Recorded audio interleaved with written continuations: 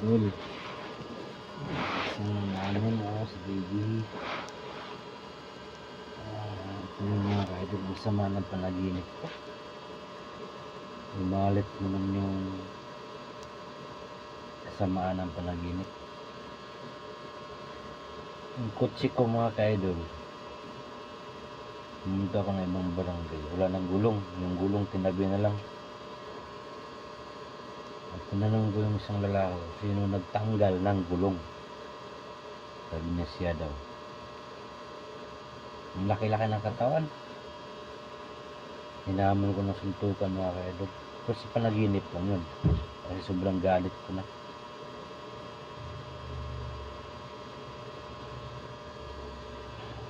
Hirap talaga managinip para totoo. Wala naman akong kotse.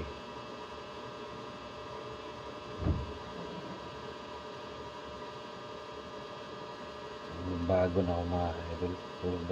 Yung mga masama pumapasok pa yung panaginip na sobrang masama.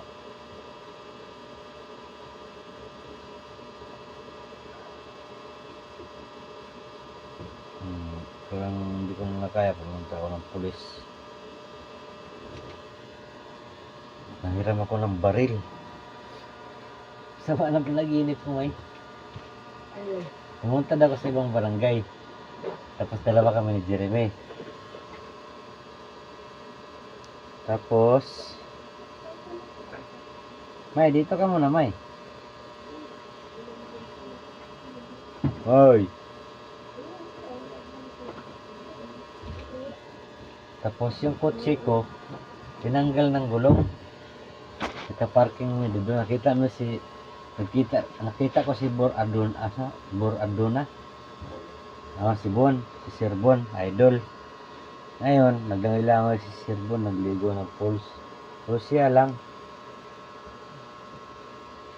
Pagbaba namin doon sa Ububos, yung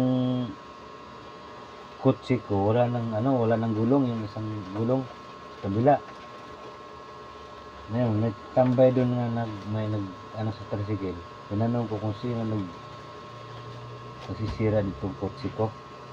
Sabi niyo, ako, angal ka? Tinanong, lupakan ko na daw kaagad, tumakbo. Tapos nagmumuslim daw ako. Tapos sabutan niya na wato. Tumakbo siya kasi natatakot siya. Ngayon, nagtawag daw ako pumunta ako ng barangay kasi iniisip ko kasi nagbago na ako. Iniisip ko, pinablatter ko siya. Ngayon, sabi, hindi naman na-blatter kasi kasalubong ko yung pulis. Sabi ko, peraman mo lang ako ng baril, sir. So, barilin ko lang to.